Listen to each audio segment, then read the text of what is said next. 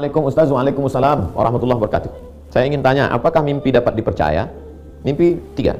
Pertama, ilham, dikirim oleh Allah melalui malaikat. Yang kedua, waswasatu syayatin, bisikan setan. Makanya sebelum tidur, bismika Allahumma ahya wa amu. Qul huwallahu wal falaq wa binnas, al-fatihah, tiap telapak tangan, tembus, sapukan ke muka, ke kepala, miring ke arah kanan. Ikuti sunnah-sunnah, berwuduk dulu bagus. Apalagi sholat sunat witir sebelum tidur, baik, supaya jangan diganggu setan. Ada lagi mimpi yang ketiga, at-taghasu ahlam, bunga-bunga tidur. Proses berpikir siang tidak selesai, terbawa berlanjut di tengah malam. Bagaimana membedakan mimpi itu datangnya dari Allah atau dari setan? Mimpi yang menakutkan, mimpi tidak baik, maka ketika itu langsung baca ta'awuz, bertiup ke sebelah kiri dengan sedikit air ludah.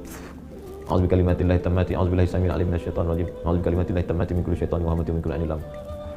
Ke arah sebelah kiri. Kalau mimpinya baik, mimpi ke Makkah, mimpi berjumpa ulama, mimpi melihat taman yang indah. Ada kitab khusus tentang takwil mimpi ditulis oleh Imam Ibnu Sirin, namanya Tafsir Ahlam, takwil mimpi. Saudaraku seiman, mimpi ini dibagi tiga oleh Nabi alaihi salatu wassalam. Mimpi itu dibagi tiga oleh Nabi alaihi salatu wassalam. Disebutkan di dalam sebuah riwayat yang sahih dari sahabat Nabi yang mulia Auf ibn Malik radhiyallahu anhu dan hadis ini sahih diriwayatkan Ibnu Majah dan Ibnu Abi Syaibah. Kalau Nabi SAW bersabda mimpi dibagi atau terbagi menjadi tiga kriteria. Yang pertama, mimpi buruk dan menakutkan, juga menyedihkan. Dan kata Nabi, pastikan itu dari syaitan. Saya ulangi, mimpi yang pertama ini, mimpi buruk yang kita tidak suka, menakutkan, dan menyedihkan. Semua itu dari syaitan. Yang kedua, Nabi SAW mengatakan mimpi yang menggelisahkan seseorang karena terus saja terbawa walaupun dia sudah bangun. Dan ini biasanya disebabkan karena gejolak yang sedang ada di benaknya, baik di hati ataupun di pikirannya. Misal dia sedang berpikir untuk membuka sebuah usaha, terus kemudian dia berpikir untuk meminjam uang dari seseorang, atau dia berpikir untuk memodel tertentu tokohnya, kemudian dia mimpi melihat itu, gitu karena terbawa dengan perasaan dia. Ya.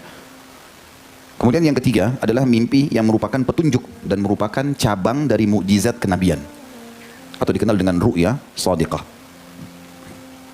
Juga dalam hadis yang lain, hadis yang sahih riwayat Bukhari, Abu Hurairah meriwayatkan radhiyallahu anhu bahwasanya Nabi alaihi salatu wasallam bersabda, mimpi itu tiga macam. Bisikan hati, maksudnya tadi di hadis yang sebelumnya poin nomor 2, gitu ya. Bisikan hati artinya apa yang sedang terlintas di benak dia, yang terlalu dia fikirkan sehingga terbawa dalam mimpinya. Kalau dia lagi pengen sekali makan makanan tertentu dan dia tidak dapat, akhirnya datang dalam mimpi. Mungkin yang bujang-bujang pengen sekali nikah sama seseorang, tapi dia mengkhayal tidak bisa dijangkau, lalu mimpi menikah sama orang itu. Itu bisikan-bisikan hati. Yang kedua, kata Nabi SAW, ditakut-takuti oleh syaitan. Ini mirip tadi dengan hadis yang sebelumnya, bagian yang pertama. Ya, cuma di sini ya, terbalik. Dan yang ketiga, kabar gembira dari Allah. Kabar gembira dari Allah itu tadi mirip juga dengan hadis sebelumnya. Dia adalah bagian ketiga, itu dikenal dengan ru'ya shadiqah. Teman-teman sekalian, beranjak daripada sabda Nabi SAW tadi, dua buah hadis yang sahih ini, maka para ulama hadis merincikan, mengatakan bahwasanya mimpi yang pertama yang dianggap dari syaitan atau mimpi dari syaitan, tidak perlu seseorang menceritakannya, apalagi ditakwilkan atau ditafsirkan. Semua yang membuat antum sedih, membuat antum gelisah, gak usah cerita, tutup mulutnya. Mau sama pasangan hidup kah, mau sama teman di kantor, mau sama sahabat, gak usah diceritain. Nanti kita sebutkan bagaimana tipsnya supaya tidak berpengaruh mimpi itu pada kita. Sebagaimana riwayat Jabir radhiyallahu anhu dalam hadis yang sahih, hadis ini riwayatkan Imam Muslim, bahwasanya seseorang laki-laki pernah datang kepada baginda Nabi alaihi salatu wassalam. Kemudian orang ini berkata, "Ya Rasulullah, aku mimpi melihat kepalaku dipenggal. Lalu kemudian kepalaku itu menggelinding dengan cepat dan aku berusaha mengejarnya untuk memegangnya. Apa yang dimaksud dengan itu ya Rasulullah?" Lalu Nabi SAW tertawa dan mengatakan, "Apabila syaitan mempermainkanmu dalam mimpimu, maka janganlah kau menceritakannya." Dan kata Jabir radhiyallahu anhu, setelah itu saya pernah mendengar Nabi SAW sampaikan di atas mimbar, bila seseorang di antara kalian dipermainkan oleh syaitan dalam mimpinya, maka janganlah dia ceritakan. Jadi apapun sifatnya, kalau sedih segala macam, tidak perlu sama sekali ceritakan. Tipsnya supaya mimpi itu tidak berpengaruh pada kita, yang merupakan gangguan syaitan tadi, Cukup banyak riwayat yang menjelaskan, tapi saya sebutkan dulu poin-poinnya. Yang pertama, begitu antum mimpi buruk, mimpi jatuh dari jurang, mimpi digigit hewan, atau yang sejenisnya. Antum mimpi, ya, apalah yang menyedihkan, berpisah dengan pasangan, padahal sebenarnya itu tidak ada apa-apa, dan segala macam hal, sehingga antum merasa sedih, terbebani. Atau antum melihat pasangan antum selingkuh, padahal sebenarnya tidak. Syaitan permainkan. Maka poin pertama, pada saat bangun, baca isti'adzah 3 kali. 1 kali, meludah ke sebelah kiri 3 kali. A'udzubillahi minasyaitonirrajim, lalu tiup ke sebelah kiri. Ditiup, ya. Ditiup. Bukan meludah besar. Ya. Sehingga nanti pasangan antum kena, nanti marah dia. Yang kedua, memohon kepada Allah agar dilindungi dari keburukannya. Ya. Walaupun isti'adzah sudah mewakili poin kedua ini. Nanti kita akan dengarkan hadisnya. Kemudian yang ketiga, jangan diceritakan pada orang-orang. Termasuk pasangan hidup kita. Suami istri pun tidak usah cerita. Kapan itu menyedihkan, kapan itu mengganggu hubungan rumah tangga, kapan itu memberikan, bahkan seringkali ada suami istri mereka tidak ada apa-apa, tapi salah satunya dimimpikan menikah sama orang lain. Bercerai, ribut. Atau kadang-kadang ada juga orang mimpi sosok orang soleh, tapi dia mimpi orang itu malah menjadi penjahat. Ya. Permainan syaitan. Dan banyak contoh yang ulama sebutkan dalam masalah ini. Sesuatu tidak masuk di akal, selesai. Ya. Itu sesuai dengan hadis Nabi SAW, apabila kalian bermimpi buruk, apabila kalian mengalami mimpi buruk, kata Nabi SAW, hendaklah meludah ke sebelah kiri 3 kali dan memohon perlindungan kepada Allah dari kejahatan syaitan dan dampak buruk mimpi tersebut. Kemudian jangan ceritakan kepada orang lain mimpi itu, atau jangan ceritakan mimpi tersebut pada siapapun. Maka mimpi itu, kalau dilakukan 3 hal tadi, baca isti'adzah, meludah sebelah kiri 3 kali, tidak ceritakan sama orang, maka dampak buruk mimpi tersebut tidak akan mengganggunya, atau maka mimpi itu tidak akan memberi dampak buruk kepadanya. Hadis riwayat Bukhari Muslim, hadis sahih ini. Dan Imam Nawawi rahimahullah berkata, terkadang ada orang yang menafsirkan mimpi itu dengan tafsir buruk.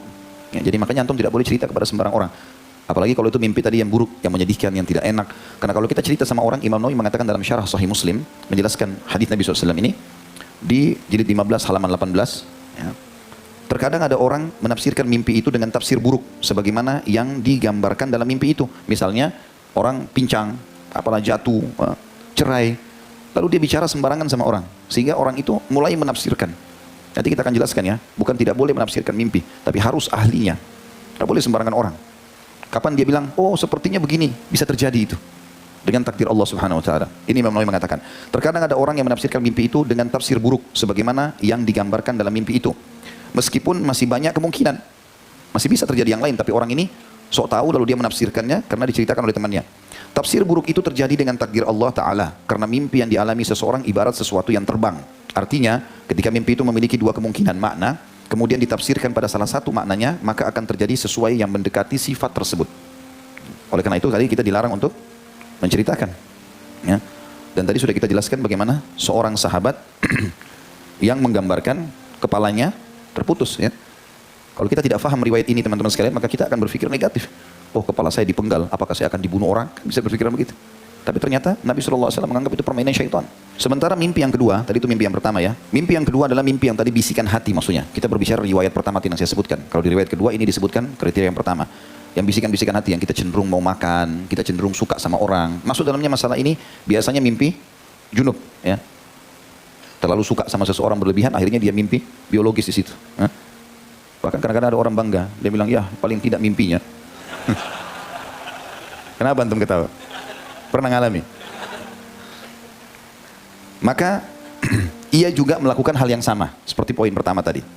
Dia baca isti'adzah, dia meludah 3 kali sebelah kiri, kemudian dia tidak menceritakan kepada orang lain, sebagaimana hadis Nabi SAW. Kemudian yang ketiga, mimpi yang ketiga adalah ru'ya sadiqah tadi ya. Mimpi yang benar yang datangnya dari Allah Subhanahu wa taala. Nah, ini berbeda hukumnya. Misal semua yang menggembirakan seperti misalnya, dan tidak ada kemaksiatan ya, dalam arti kata gembira di sini memang menggembirakan positif, seperti antum melihat mengunjungi atau tawaf di Ka'bah, masuk ke surga ya, ikut berjihad ya, atau sedang sholat berjamaah, atau mimpi mengisi pengajian atau hadir di pengajian, semua itu masuk dalam ru'ya shadiqah, mimpi yang benar. Dan ini masuk dalam sabda Nabi alaihi salatu wassalam tentang masalah ru'ya shadiqah. Banyak sekali hadisnya, di antaranya Nabi SAW mengatakan mimpi yang benar atau ru'ya shadiqah adalah bagian cabang dari 46 cabang mukjizat kenabian. Hadis Bukhari. Riwayat yang lain, mimpi yang benar dari orang beriman yang menggembirakan dia, dalam arti kata di dalam mimpi itu dia gembira karena dia melakukan ketaatan kepada Allah, apapun sifatnya, ya, maka itu bagian daripada 70 cabang mukjizat kenabian. Kata Nabi sudah tidak ada, tapi seringkali Allah memberikan informasi dari mimpi orang-orang yang beriman ini, ya. Ini banyak contohnya, seperti misalnya mimpi sahabat Nabi dulu yang bernama Abdullah pada saat awal Nabi SAW hijrah ke Madinah, kemudian muslimin belum memiliki azan, ya. Belum ada azan sholat waktu itu. Dan ini terjadi tahun kedua Hijriah sebelum perang Badr. Maka pada saat itu Nabi SAW menyuruh para sahabat, coba cari sesuatu yang kita bisa jadikan sebagai simbol untuk datang sholat. Ada yang berpikir untuk pakai trompetnya orang Yahudi, ada yang terpikir untuk memakai loncengnya Nasrani, ada macam-macam. Rencananya hari itu mereka menyebar mencari, besok mereka masing-masing menawarkan kepada Nabi SAW. Rupanya Abdullah ini mimpi. Dia tidur, dia mimpi, dia melihat ada orang jalan bawa lonceng. Kemudian dia bertanya, ya, maukah kau jual lonceng itu untukku? Dalam mimpi. Kemudian orang itu pun berkata, untuk apa? Dia mengatakan, kami mau gunakan untuk panggilan sholat kami. Lalu orang itu berkata, maukah kau saya tunjukkan lebih baik daripada lonceng ini? Kata dia, tentu saja. Lalu orang itu mengajarkan lafaz azan. Seperti yang sudah kita tahu, Allah Akbar sampai la ilaha illallah. Setelah itu, dia bangun lalu dia datang kepada Nabi SAW. Ya Rasulullah, saya mimpi begini. Maka Nabi SAW mengatakan, mimpimu baik. Tapi ajarkanlah azan itu, lafaz-lafaz itu kepada Bilal, karena dia suaranya lebih bagus dari suaramu. Ya. Maka jadilah Bilal muadzin Nabi SAW. Ini contoh. Dan cukup banyak tentunya contoh-contoh ru'ya shadiqah. Ya. Ru'ya shadiqah cukup banyak.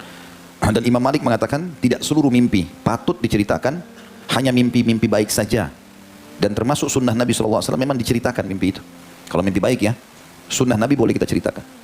Oh, saya mimpi mendatangi ini dan itu. Misalnya, saya datang ke Mekah, saya mengunjungi masjid Nabi, saya melihat ini dan itu semuanya adalah bagian dari mimpi yang baik. Termasuk mimpi bertemu dengan Nabi SAW. Nanti kita sebutkan juga di poin-poin kita itu. Semua mimpi yang baik ini, terutama dari para Nabi, kalau mimpi Nabi, semuanya ru'ya shadiqah. Kalau mimpi Nabi, semuanya ru'ya shadiqah. Ya, semuanya petunjuk dari Allah. Kalau kita tadi, selain Nabi, masih dibagi 3 kriterianya kan. Tapi kalau Nabi-Nabi, semuanya mimpi baik. Jadi bahkan Nabi Muhammad SAW mengatakan dalam hadis Bukhari, sesungguhnya wahyu datang kepadaku, terkadang dalam bentuk mimpi. Ya. Terkadang dalam bentuk suara lonceng yang keras. Terkadang ya, masuk ke dalam benak hatiku. Dan terkadang aku diajak bicara langsung oleh malaikat Jibril. Maka mimpi para Nabi, semuanya benar. Dan itu petunjuk. Bismillah. Ustaz, saya mau tanya. Iya, kertas pertanyaan. Apakah mimpi itu bisa dipercaya? Tergantung mimpi seperti apa. Karena mimpi dibagi 2. Ada mimpi bagian dari petunjuk Allah Subhanahu wa taala, ada petunjuk lewat mimpi. Kalau pada para nabi itu sudah pasti wahyu. Pasti wahyu. Misal Quran surah ke-12 Yusuf, kan? Ayat 4 sampai dengan ayat 5-nya. Ya, Alif Lam Ra, tilka ayatul kitabil mubin, inna anzalna Qur'anan Arabiyyan la'allakum ta'qilun. Nahnu naqussu 'alaika ahsanal qasasi. Ya, kami akan kisahkan kisah terbaik dalam Al-Qur'an. Perhatikan, apa kisah terbaiknya? Ketika Yusuf berkata pada bapaknya. Lihat kalimatnya, ya abati inni ra'aitu fil manami, inni ra'aitu ya ahada asyara kaukaban wasyamsa wal qamara ra'aituhum li sajidin. Saya lihat dalam mimpi 11 bintang, 1 matahari, 1 bulan sujud pada saya. Ketika disampaikan mimpi itu, ayahnya tahu ini wahyu dari Allah Subhanahu wa taala. Jadi setiap nabi bermimpi itu umumnya wahyu yang turun kepadanya. Dan bapaknya tahu kedudukan anak ini akan lebih tinggi daripada bapaknya. Kenapa? Karena simbol matahari itu untuk ayah, bulan untuk ibu. Makanya antum coba dipelajari, itu bahasa Quran ketika memilih diksi itu indah kalau belajar balaghah antum. Bersikaplah seperti matahari, dia terang. Yang cahayanya ada basah jemuran kemudian dipancarkan, dia bisa mengeringkan jemuran. Jadilah matahari yang ketika istri antum mengalirkan air mata di pipinya, antum yang mengeringkannya. Keringkan dengan sikap antum, dengan kelembutannya. Ketika ada yang mengganggu, sengat gangguan itu sehingga keluarga mendapatkan ketentraman dalam kebaikan. Jadi cahaya antum pelita di rumah, terangi dengan kebaikan antum, terangi dengan pimpinan antum. Jadi manfaat antum seperti matahari, didapatkan manfaat dalam kehidupan. Matahari, ibu sebagai bulan, indah cahayanya, tidak terlampau panas, tidak terlampau terik, tapi enak dipandang. Coba lihat keluar malam-malam, ketika bulan dengan cahaya memancar di pertengahan, kan indah. Makanya seorang perempuan itu ketika dilihat suaminya tampak dalam keadaan keindahan, anaknya lihat tampak indah. Bukankah Nabi melihat wajah Sayyidah Khadijah hilang setengah kegelisahannya? Rembulan. Ibu jadi bulan, suami jadi matahari. Bulan penuh dengan kelembutan, hadir kelembutan. Suami gelisah, ada kalimat menenangkan. Al-Bukhari nomor hadis 4-5 dari Jabir bin Abdullah. Nabi gelisah datang ketika menerima wahyu surah Al-Mudaththir itu gelisah karena datang malaikat langsung melihat dalam wujud aslinya. turun dari Gua Hira siang-siang Pak, siang-siang, belum pernah lihat malaikat dalam wujud aslinya. Yang Iqra bismi rabbikal ladzi khalaq itu menyamar jadi laki-laki, kelihatan manusianya, wujud manusia. Ini tidak. Jadi katanya bisa seperti lihat makhluk antara langit dan bumi duduk begini. Ya Muhammad, ya Muhammad, masya Allah. Gak usah Nabi lah, antum keluar dari sini siang-siang jam 2:30. Jadi emang gitu, enggak. Bukan kanan kosong, kiri kosong, depan belakang kosong. Begitu lihat ke atas, makhluk begini, jubah putih, rambut agak panjang. Jadi coba apa respon antum? Gak bisa, lari antum, lari. Wah, masya Allah, Nabi begitu. Fara'ibtu minhu. Saya merasakan takut. Jadi takut itu wajar. Yang tidak wajar larut dalam ketakutan. Iba itu sampai bulu kuduknya naik. Jadi beliau langsung meninggalkan tempat itu, menuju rumahnya. Begitu dibuka pintu rumah, Sayyidah Khadijah, rembulan bu, melihat wajah Sayyidah Khadijah, setengah kegelisahannya hilang. Wajah istri matahari, wajah istri rembulan. Begitu dilihat indahnya, tatapannya, keteduhannya. Suami gelisah, lihat istri teduh, setengah kegelisahan hilang. Sayyidah Khadijah rembulan. Begitu mendengar kalimatnya, masya Allah, kata Nabi, zammiluni, selimuti saya, selimuti saya. Begitu diselimuti, kata Sayyidah Khadijah, zawjul karim, Imam Ma'ruf, suamiku sayang, kau itu orang baik, kau suka bantu orang, kau menyambung silaturahim, alhamdulillah, kau tidak punya musuh, yakinkan pada jiwamu, aku bersamamu dalam suka dan duka. Ada rembulan.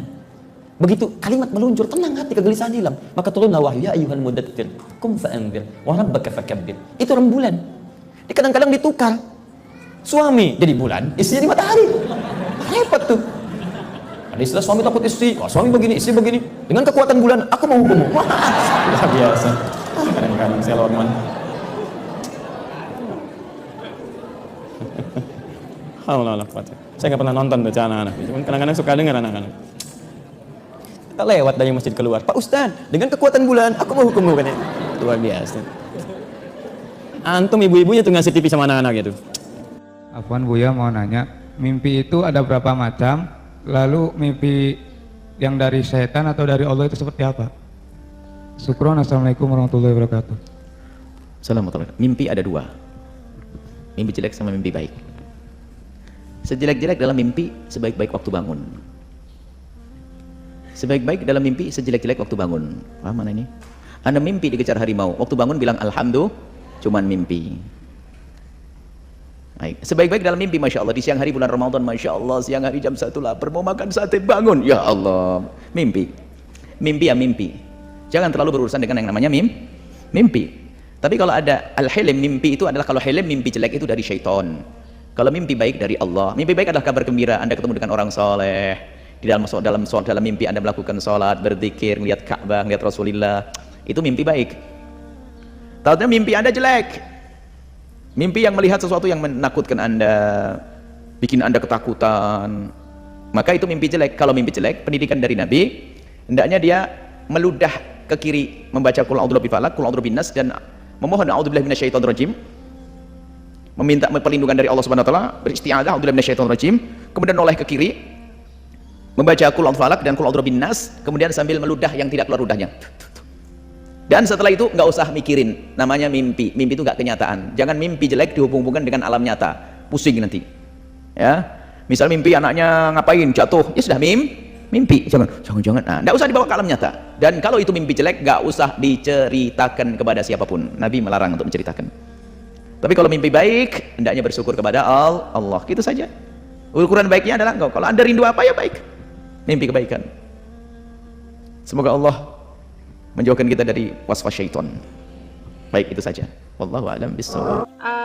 Mimpi bagaimanakah yang punya arti? Misalnya ada yang ketemu, kumpul, duduk bareng sama orang-orang yang sudah meninggal. Apakah itu ada artinya? Dan juga maaf Ustadz, kalau ada mimpi sedang berhubungan dengan orang lain, maaf Ustadz, apa betul itu sebenarnya jin sedang menyetubui kita pas kita tidur? Ya, berkaitan dengan mimpi jamaah. Jadi para ulama menyebutkan apa yang dilihat seorang dalam tidurnya itu terbagi menjadi 3. Yang pertama ru'ya, yaitu satu pesan dari Allah Azza wa Jalla yang dia lihat dalam mimpinya, yang ada maknanya, yang ada pesan di sana. Seperti mimpinya Nabi Yusuf alaihissalam. Seperti mimpinya raja ketika bermimpi. Ada pesan di sana. Mimpinya Rasul Shallallahu Alaihi Wasallam ketika beliau di perang Uhud. Beliau melihat ada sapi yang disembelih ya. Beliau lihat di ujung pedangnya itu ada yang tumpul ya, seperti itu. Itu yang ada pesan dari Allah Azza wa Jalla. Kemudian yang kedua disebut hulum, yang dari setan. Salah satunya seperti tadi yang disebutkan berkaitan dengan mimpi basah ya, mimpi berhubungan sama orang lain. Makanya para nabi tidak mengalami hal itu. Sallallahu ala nabiyina wasallam. Dan ada hal-hal yang buruk yang dilihat juga, itu bisa jadi setan ya, bukan hanya mimpi basah. Kadang-kala hal-hal buruk yang dilihat itu bisa jadi dari setan. Kemudian yang ketiga disebut hadithun nafs. Ya sebenarnya itu harapan hati, omongan hati kebawa mimpi, ada yang seperti itu. Ada orang memang ingin sesuatu ya, dia ingin naik mobil ini, tahu-tahu dalam mimpinya dia kelihatan. Mimpi ketemu orang tuanya, jadi dia rindu sama orang tuanya ya. Akhirnya kebawa dalam mimpi dia. Jadi berkaitan dengan hal ini, mimpi yang mana yang bisa ditakwilkan, yang ada maknanya? Tentunya yang tadi yang ru'ya. Kalau dikatakan tadi bermimpi ketemu orang-orang yang meninggal dunia ya, pasti ada pesan di sana. Ada pesan di sana. Mungkin mereka lama nggak didoakan ya. Atau kita akan bergabung dengan mereka. Wallahu a'lam bishawab. Dan mimpi yang ada maknanya terkadang mimpinya itu berupa isyarat. Ada isyarat. Contohnya mimpinya raja ketika dia melihat ada 7 sapi yang gemuk-gemuk dimakan oleh sapi yang kurus. Ini sesuatu yang nggak biasa gitu loh, mimpinya itu. Ada yang mimpi memetik buah apa ya. Wallahu a'lam bishawab. Jelas anak nggak terlalu paham tentang takwil mimpi itu, dan bisa jadi 2 orang mimpi sama takwilnya berbeda. Sebagaimana ada cerita Ibnu Sirin kalau nggak salah, beliau memang dikenal memiliki keahlian menakwilkan mimpi. Rahimahullahu taala. Pernah ada orang yang datang kepada Ibnu Sirin mengatakan bahwasanya aku bermimpi azan. Aku mimpi azan. Dia bukan tukang azan, tapi dalam mimpinya dia azan. Kata Ibnu Sirin, mungkin engkau mau berangkat haji, kata dia. Kemudian ada satu orang lagi kan, aku juga mimpi azan, gitu loh. Kata Ibnu Sirin, kau kayaknya mencuri. Kau kembalikan barang curian.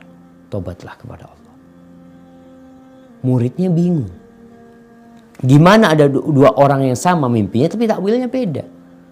Kata Ibnu Sirin, kalau orang yang pertama aku lihat orangnya baik gitu loh. Dari wajahnya ada cahaya keimanan. Maka aku ingat dengan firman Allah, wa adzin fin nasi bil hajj. Maka adzan umumkan kepada orang untuk berangkat haji. Aku berharap dia berangkat haji. Adapun yang orang kedua, aku lihat ada kejahatan dalam wajah dia. Nampak.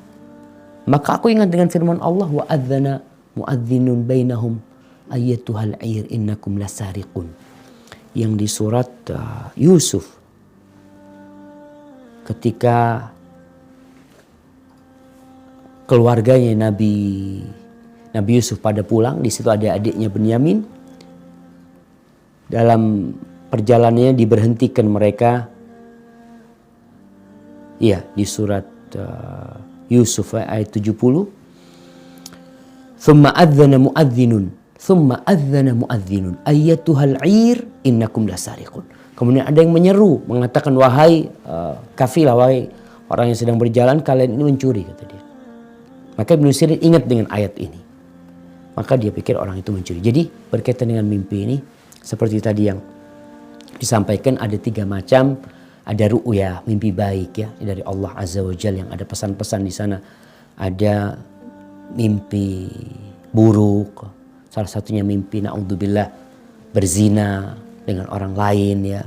Maka itu dari syaitan. Kemudian yang ketiga, hadithun nafas, yang memang orang itu ya memang ada kepikiran dengan hal itu kemudian kebawa mimpi dia. Ada orang kepingin makan bebek gorengnya, aduh, akhirnya tidur mimpi dia makan bebek goreng. Itu adalah bawaan sebelum tidur dia sebenarnya. Taib, itu berkaitan dengan mimpi. Adapun terus tambahan berkaitan dengan mimpi ya. Ketika mimpi buruk jangan cerita sama siapa-siapa, takut ditakwilkan yang tidak-tidak. Ketika mimpi baik silahkan diceritakan, tapi juga tidak kepada semua orang. Ceritakan kepada orang yang cinta kepadamu, sehingga dia tidak akan hasut dan tidak iri atau dengki. Sebagaimana Nabi Yakub alaihissalam melarang Nabi Yusuf untuk menceritakan mimpinya kepada saudara-saudara.